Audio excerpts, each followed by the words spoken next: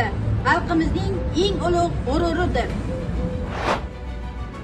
Men uchun vatan qalbimizdagi eng aziz tuyg'u.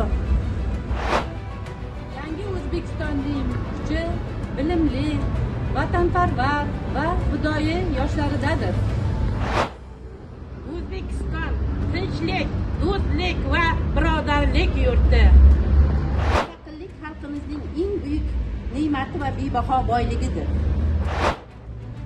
Mustaqillik bu ajdodlar orzusi ro'yobidir. Yagona vatan, yagona xalq bo'lib yangi hayot va kelajak yaratamiz.